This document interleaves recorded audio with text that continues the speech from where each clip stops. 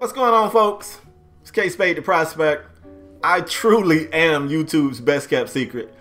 And I got a little video here today that I probably should have dropped 12 months ago. I'm going to try not to be all over the place. I probably will be all over the place. I'm ADD and I love to talk. Both of those things are factual, by the way. So you take an ADD person with a big mouth, this video could get wild. But I'm going to try to keep it under control. If you follow me on social media, whether it's Twitter or Instagram, you saw a post that I put up today saying that today was the 12-month or 1-year anniversary of me being self-employed, working for myself. Because I had not made a statement to the public that I was working for myself or that I had quit my job, that post took a lot of people by storm, and it was a lot of replies like, what exactly are you doing? And it was so much easier for me to say, let me make the video to address this than to reply. So here I am. I chose not to go public with this 12 months ago because I didn't know how to explain to somebody else something that I could see as clear as day. And I'm kind of losing you, so let me go back.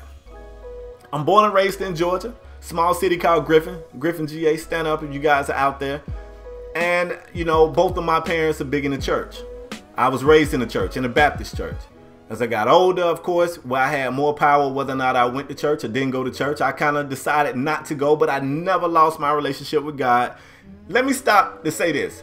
I'm not asking for any sympathy points. I'm not asking for any cool points. And that's not what I'm trying to do. I'm just simply giving you guys a backstory so you can kind of understand how we got to where we are today.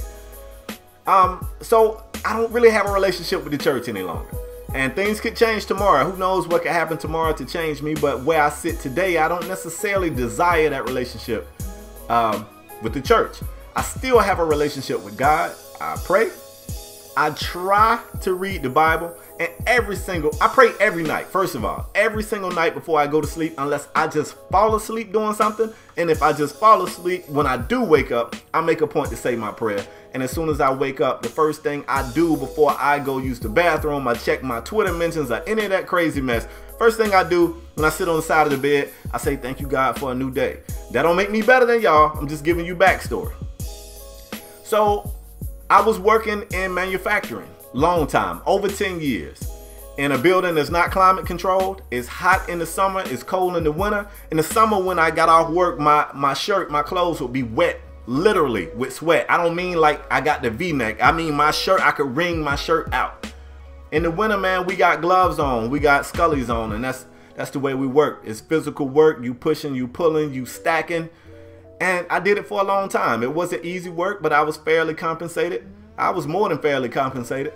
My wife got a pretty good gig, so between both the hours, our income, we was comfortable. Far from rich, but comfortable. And as crazy as it sounds, I was miserable. I just wasn't happy. It all came to a head, I guess a year and a half ago. It came to a head. I was at work having one of those days. I actually walked outside of my facility. I called my wife. And this is gonna make me sound like a little punk, but I called my wife. I was super emotional, and I said to her, I said, man, like it's hit me. I'm looking around. I see guys with bad backs, with bad shoulders, with bad knees, with bad feet, with heel spurs, because they've been doing this for 20, 30 years. And I've been doing it over a decade, and I'm nowhere near retirement age. I got like 30 more years. And I was just thinking, I cannot do this for 30 more years. Like, I don't care how well I'm compensated. I'm unhappy. And it was a trap feeling. I never felt trapped before in my life, but I felt trapped. And I talked to my wife, and my wife, you know, who was a great supporter, she said, you know, we'll come up with something. You can go to school. And I'm like, babe, we can't do that. My wife is a nurse, but my wife is going to school to be a practitioner. I realistically knew that both of us couldn't go to school at the same time. For one, from a financial standpoint. For two, we got kids, so we working during the day and going to school at night. Who's raising our kids? You know what I'm saying? So I knew that wasn't an option. So I began to pray on it, and what I felt like I was getting back in prayer, I was fighting it. It just didn't make sense to me. I really felt like all the signs was pointing, you know what? Put your notice in, stop doing, you know, your job, and ride the YouTube road. And I was fighting that. And don't get me wrong, we've seen people quit their jobs to do YouTube full time, but it's people who start doing YouTube. Once they channel peak and start booming, they go, it's time to strike while the iron is hot, and they go. Well, you know, my channel peaked, and because of my own doing, because of maybe I was lazy, maybe I didn't take the situation serious enough, I didn't work hard enough, my channel peaked, my channel went back down. So my channel got a lot of dead subs. The perception on YouTube, when you look at a channel with dead subs, people tell themselves this content must not be good. It could be A1 content, but people are sheep a lot of times, and they go, well, if everybody else don't like it, maybe I don't like it too. That's really what people tell themselves, which is crazy. And it didn't make sense. You know, I kept saying, I can't quit my job and do YouTube. It just don't make sense. And I fought it, and I continued to fight it. Well, while I was fighting it, different blessings started to fall into my life. A campaign here, a campaign there, sponsorship here, sponsorship there. Then I got a super rare opportunity to produce a Madden ad. I produced the ad. I was compensated very nicely for it. The campaign was a hit. It did well. I got contacted to produce a second one. Well, I took all of this money and I stockpiled it. I didn't even put it with the rest of my money. I took all of that campaign money and I built myself a nest egg. Still wasn't sure what I was gonna do, but I knew I had to do something. I started to look around for other jobs. The jobs that I thought I desired, I wasn't qualified for. I wasn't really getting the opportunities at these other jobs. And mama, I know, my mom done told me a million times you're not supposed to do this. So mom, if you watch this, I'm gonna go ahead and apologize now.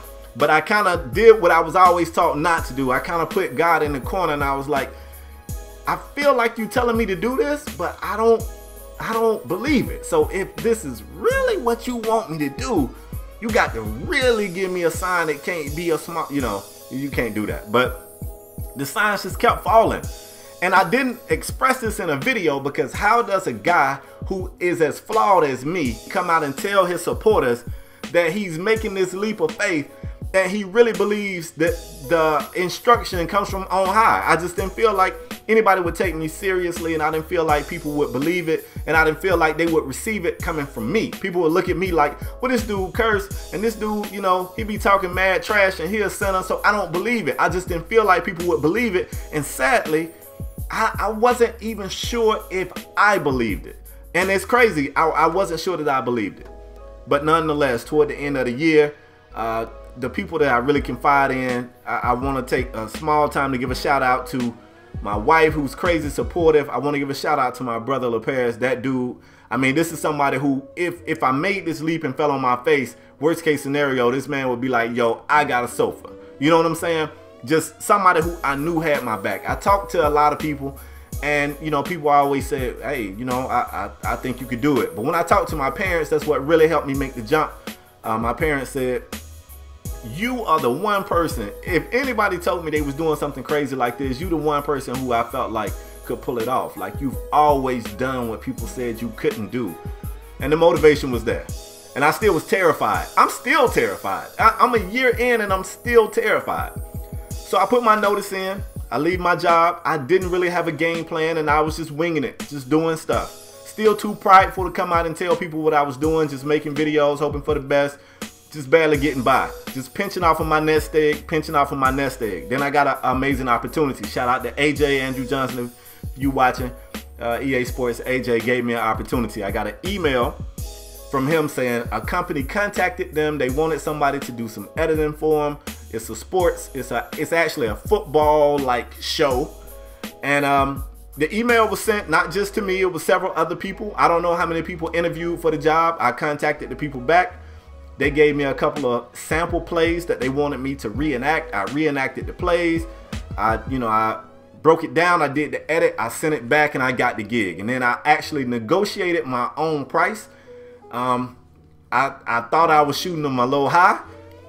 After doing it for a while, I actually shot them a little low. When it's renegotiation time, we gonna hike that back up, but that's a whole nother story.